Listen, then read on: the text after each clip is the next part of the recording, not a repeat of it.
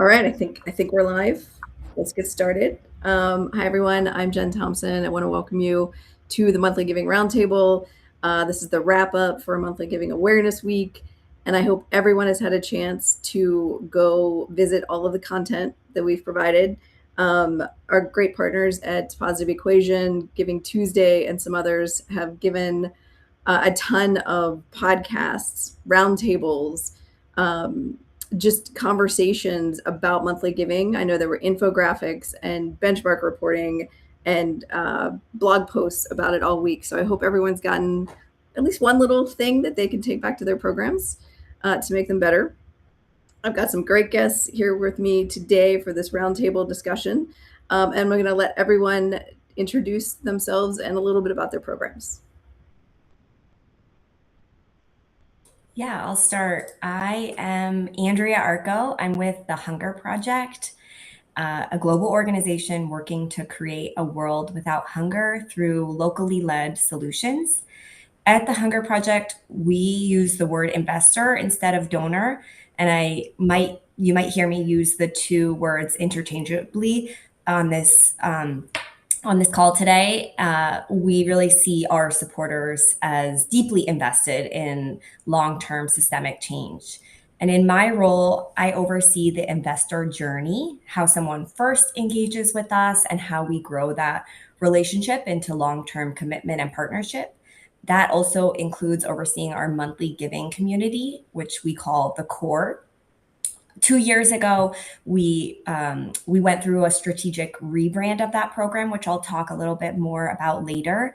But one aspect of our program that is unique is that it's been around since the very beginning of our organization, almost 50 years, and we have very long-term investors who have been with us. More than half our members have been with us for 20 years, and a third of them have been with us for over 40 years. We're still learning and growing ourselves, so I'm excited to be here, share what I've learned, and learn alongside all of you. Investors, I love it. It sounds important. Jenny, how about you do some introductions? Sure. Hi, everybody. I'm Jenny Cheers. I work for the San Francisco SPCA. Our mission is to ensure every companion animal has access to quality medical care, compassionate shelter, and a loving home. Our monthly giving program is called the Possum Pals. I came on with SFSPCA about a little over a year and a half ago. And at that time, it was called, oh my gosh, Circle of Friends. Almost blanked on the name. It was called Circle of Friends. So we went through a little bit of a rebranding process as well when I came on board, and really looking at the donor journey and the benefits that we're offering our monthly donors to make them feel more a part of a community. Before, it was pretty disparate programs. So now we're bringing folks together and make them feel more excited about the work that we're doing, and really, really showing them the impact of their giving. Happy to be here. Thanks.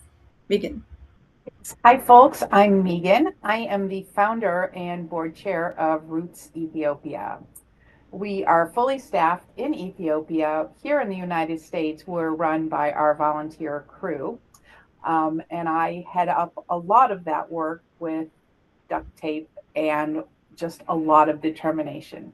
And one of the things that we've done as a small organization working in Ethiopia is create a community of monthly donors. We call them the Roots.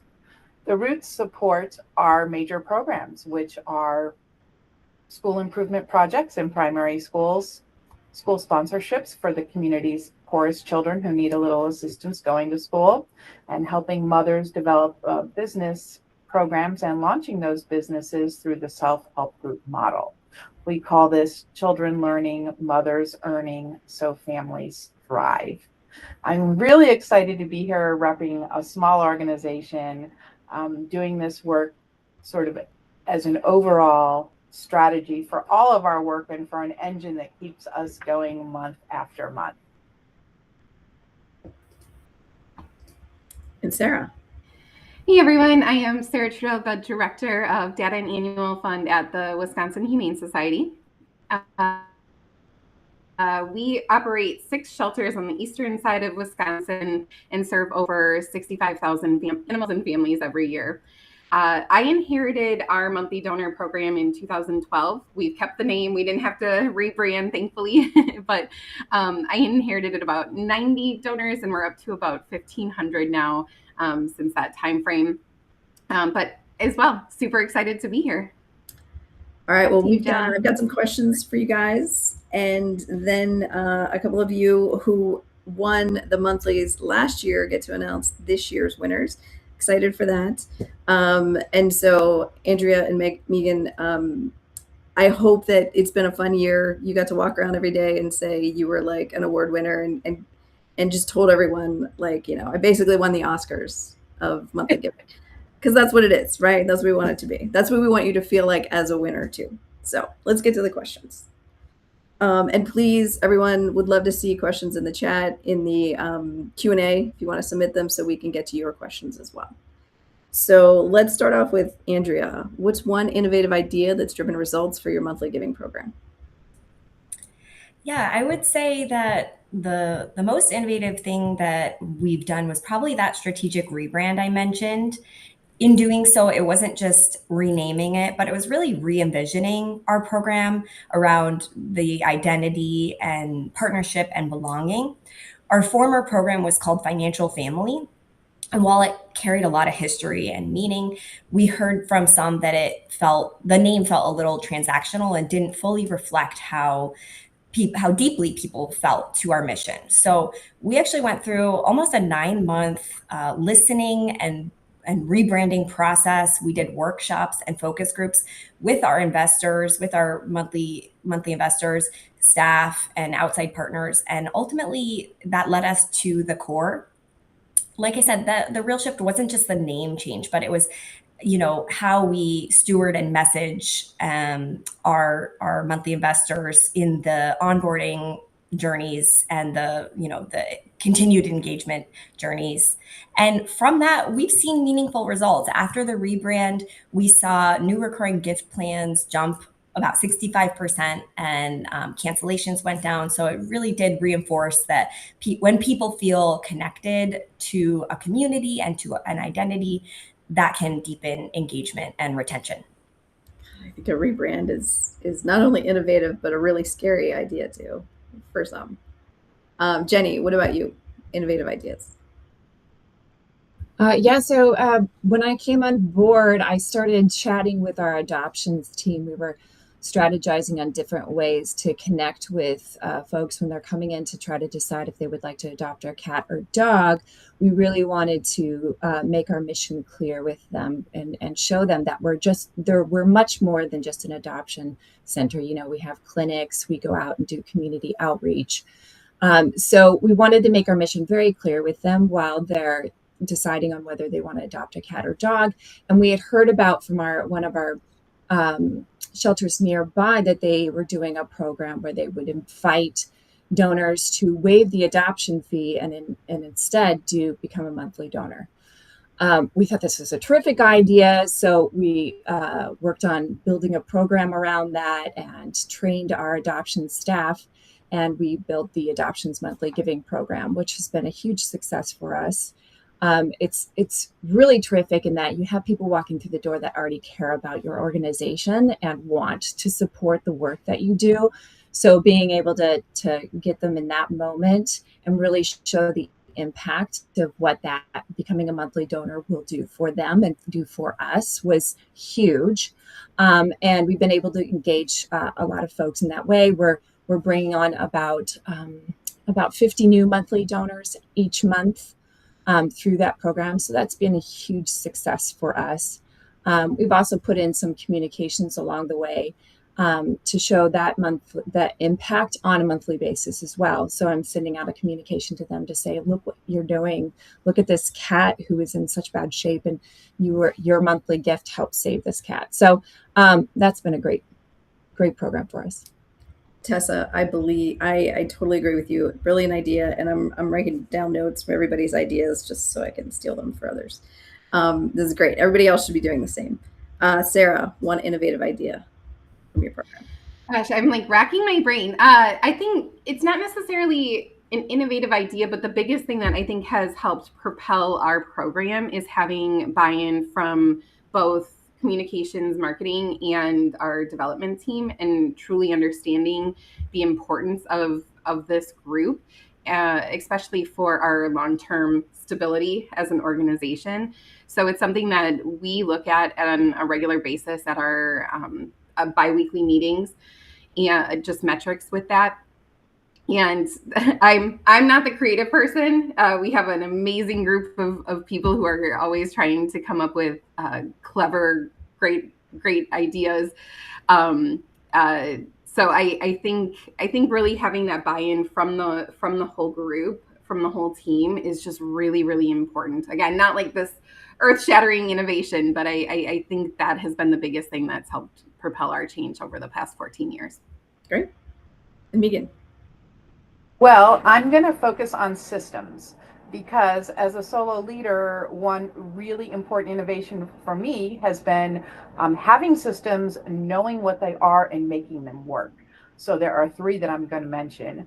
The most critical thing that I have done is working with Bloomerang, our CRM. I have designed a monthly giving report that I can assess regularly, and it has about 32 different points of data pulled from the CMR regularly. So that's one system. I also use Fundraise Up, and Fundraise Up, I can use all of their dashboard insights on monthly giving to inform how things are doing. And then the third thing is I use Zapier to connect all of our tech stack to talk to each other so that I can really understand what's happening. And really, as a solo leader, I don't have time for busy work.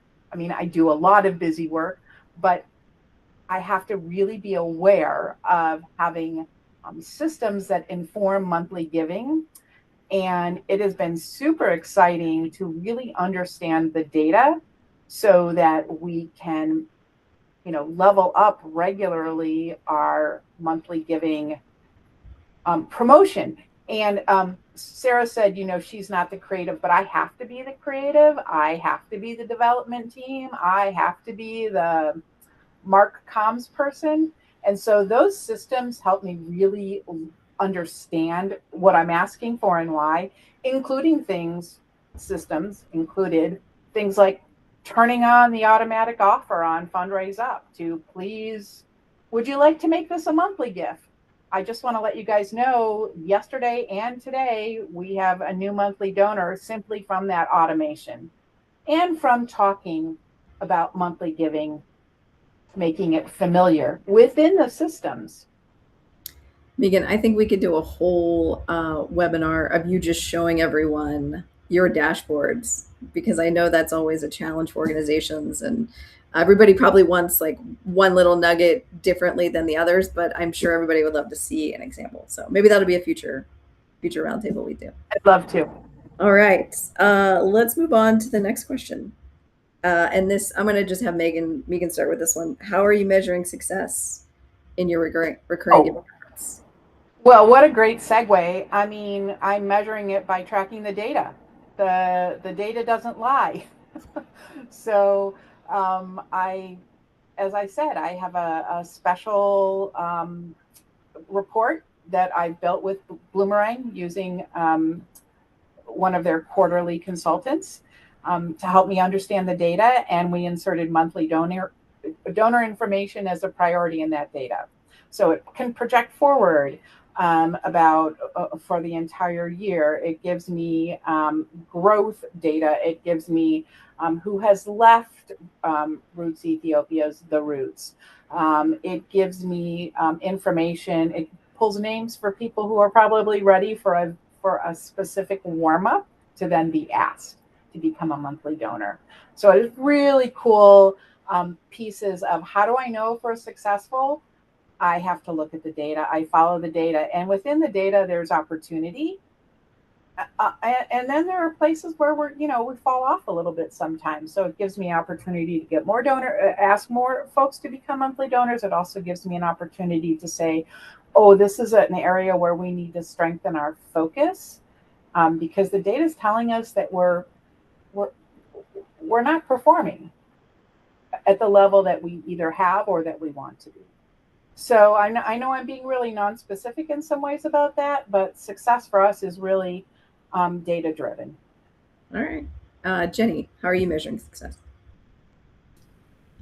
Yes, looking at the data, monthly givers, average gift, churn and retention rate, keeping track of those every single month. We also send out a survey every year to our monthly donors. And typically, most of the questions are the same, but we'll tweak some questions depending on the kind of insights that we're looking for, or if we want to check on the benefits and see if there's something more we could do in that area. Yep, those are pretty much the key areas we look at. All right, Sarah.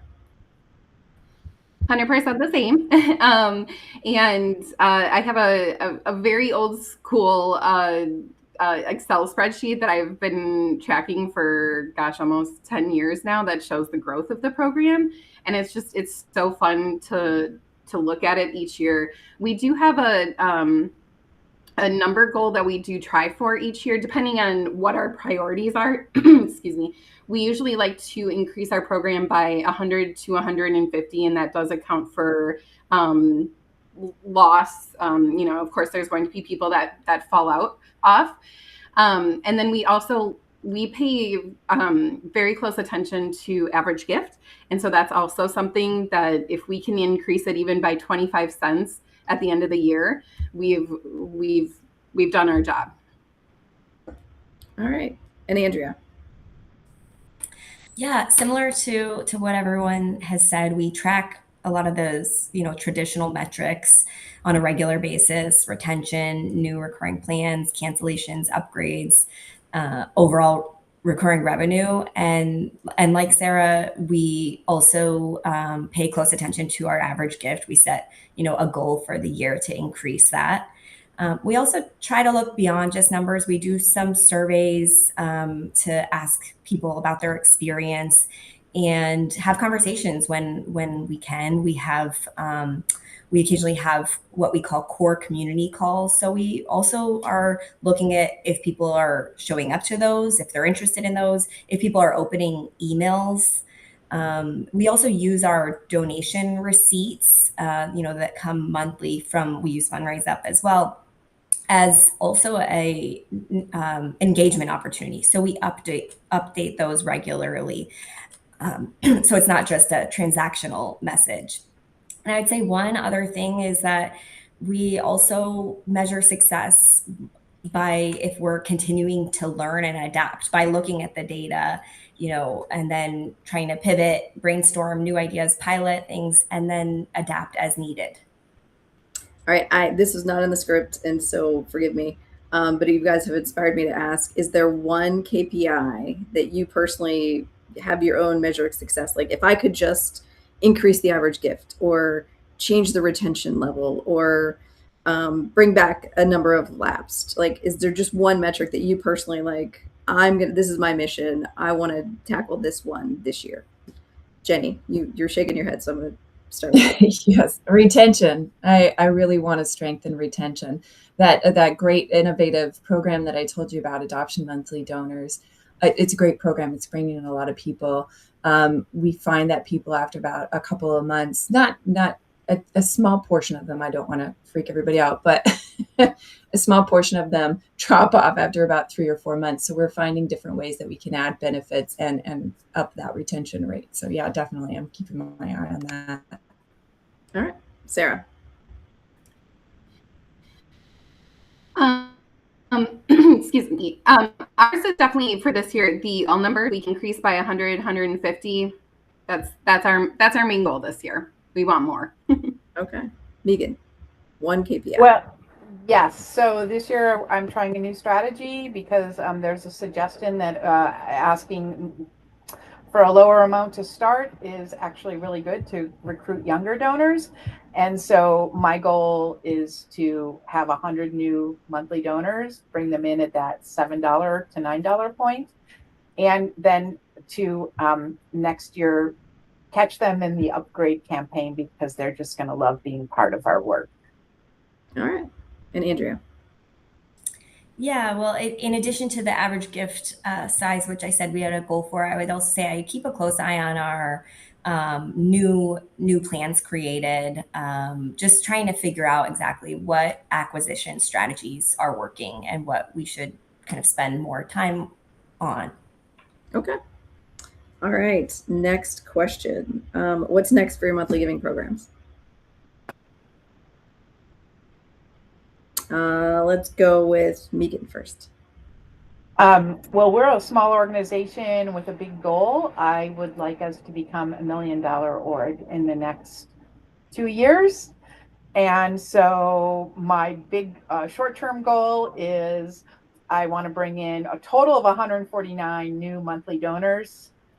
Dana at Positive Equation has been really rooting for me to really make this a central focus, that it's possible with that goal to hit 1 million, and that's what I'm going to try and do.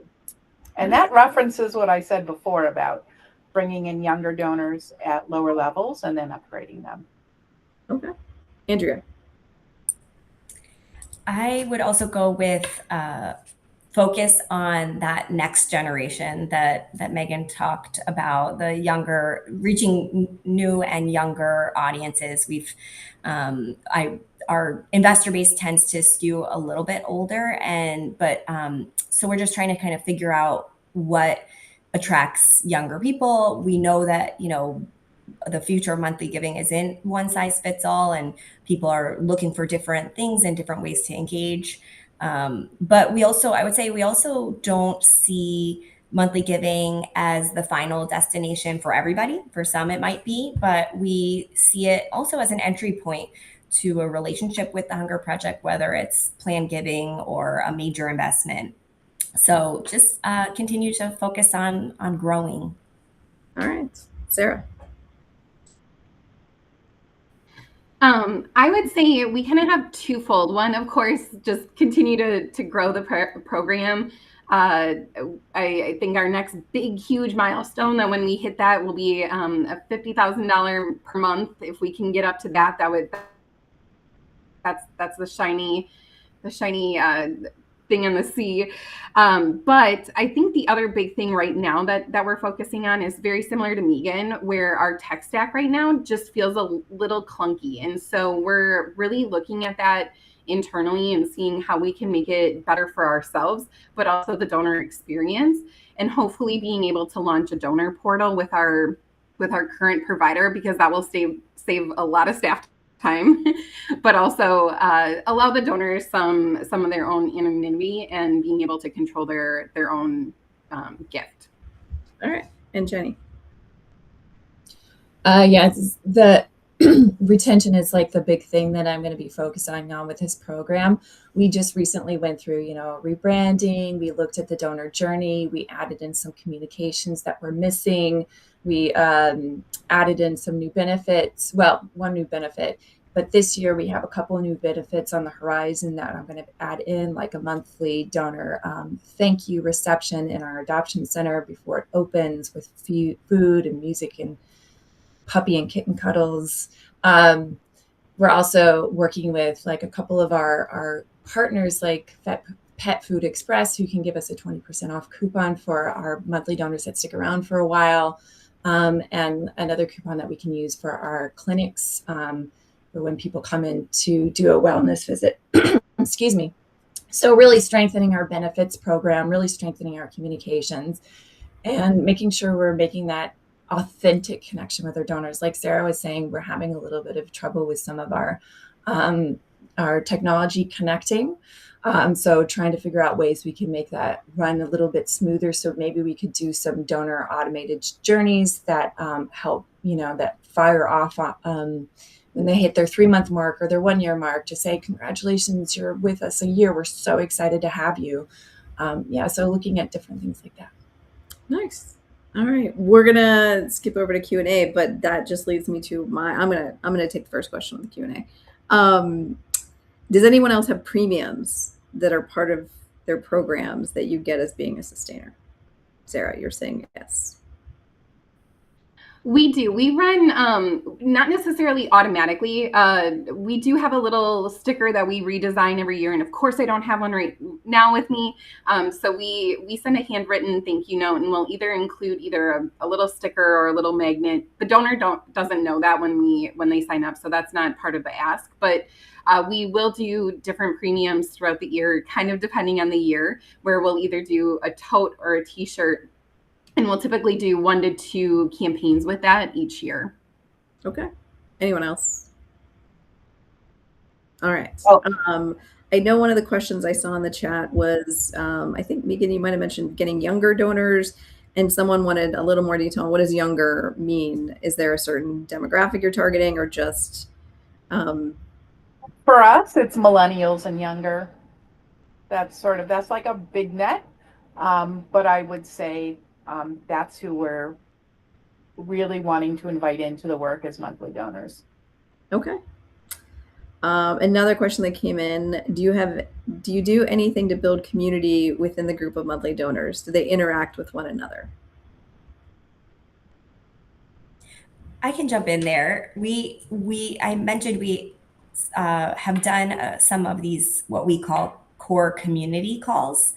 But what we found is that's not for everybody. So we definitely have a group of investors who want that and love engaging with one another. And that tends to be our longtime investors. And we've focused on different themes and made it very conversational with a lot of dialogue. But we're still figuring out what other ways people want to connect. I think there's been different ideas that we've thrown around on setting up some way. I think other organizations have done, a Facebook group or something where their monthly investors can communicate. Okay. There's a question from Eilette. If I got your name right. What's one thing that was unexpected in your program? For example, something you were sure would work, but that didn't, or that you were surprised by how well it worked? I love a good surprise question. Megan, what do you got? I wouldn't say this is a surprise, but I can say that my incredibly intentional campaign annually to bring in new monthly donors is a colossal failure. My campaigns to upgrade are fantastic. My campaigns to bring in new monthly donors have not worked. And that has surprised me. I have learned that there is, for everyone, a different timeline for warm up to the idea. And also, as someone said earlier, giving monthly isn't for everyone. So I can have someone who's given 5 times a year and really prefers to stay in that lane. Data tells us those are the folks 5 times over 3 to 5 times that we should be asking to become monthly donors. And when I do that in the most deliberate way, in a campaign setting, it's not working for us. That could be a failure of the messaging, or it could just be like, that's, somebody else might raise their hand and say, oh gosh, we haven't really had great success with that either. So I'm still learning what's going to look successful. Anyone else have a surprise failure or win that you want to share? I think for us, we were the most surprised with our unlocking challenge. So we totally thought that everybody would want the premium of a tote or a T-shirt. When I surveyed people, they didn't really care. So we'll still do it. But most people that had been around the longest did not care. I think we found that we got the largest response when we did the unlocking challenge, and it was fairly small. So I think we wanted 50 new monthly donors, and it was like a $5,000 unlocking challenge. It was pretty small, and it blew us out of the water. I think we doubled it that year. The hard thing is finding a donor that is comfortable with that, but that was by far our most successful campaign we've ever done. Okay. Anyone else? Surprise you want to share? All right, we've got another question. What communication platforms have been most successful for gaining new monthly donors? Emails, social, events. I would throw in paid media. What's your winning channel? Winning communications. Andrea. Oh, Yeah, I would probably say paid media in recent times. That's where we're seeing the most number of new monthly investors come to us, and they might even be, new investors. They've never given to the Hunger Project before. We've started noticing a bit of a stall on email. Like, we kind of feel as if we've tapped out our email database. Of course, we're still adding some new prospects, and so in there's certain automations that we have set up that do ask people to convert, but I think in recent times it seems like paid media has been the winner. all right. I would also add, we recently just did a test of we started texting, and we did a test through text for one of our campaigns where we were trying to get 20 new sustainers in a month. And half of those sustainers came from the text. So I think text is an up and coming channel, at least for us. All right. Megan, what works for you? Well, Jenny, that makes me really excited because we just are going to be starting texting and it's going to be one of my strategies. So for us, I would say email and just building familiarity with the idea of monthly giving in lots of different ways. But then the personal follow-up is far and away what's really working. Because even today's no might become a yes in 5 months' time. Again, it's that very warm piece of connection. And sometimes for me, that's a phone call. Yeah. All right. And Sarah, best channels for you? Right now it is email. We actually haven't done paid media. We have 5 different walks, and we've tried in the past to have different tables at events, and we just unfortunately have not found success at those. So I would say email, and we have been fortunate over the past 10 years to grow very large as an organization. So of course there's organic growth with getting into new communities as well. So that also really.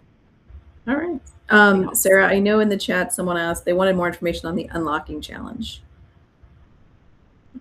Can you give a little high-level overview? Absolutely. I'm much better talking than typing. So the concept is, if, say, we have 100 new monthly donors sign up, it will unlock a smaller or a gift. We've had it be either 5,000, sometimes we've had it 10,000. And again, just for us, we simply had number of new monthly donors, so brand new. Or it could be a current monthly donor increasing their gift. Does that help? Yes. Thank you. Okay. And from Tessa, for the org that is doing well with texting, is your donor base younger? No, our donor base spans ages. It's actually been kind of a surprise for me is when I started doing the texting channel. I have a lot of folks that are older folks that are enjoying it, that are texting me back, and we're having nice conversations through text. So it's many ages. All right. Okay, I think we're at the point where we're going to get to the awards and let the world know who's won the 2026 monthlies. So I think first up is Megan, who's going to cover the small organization, which is an operating budget under $1 million. Is this the category you won in last year? Yeah, so we were the winners last year. Okay. And it was so surprising to me. I wasn't even sure that I had enough to offer, for the application. So I'm so excited to know that small organizations are in here doing big things.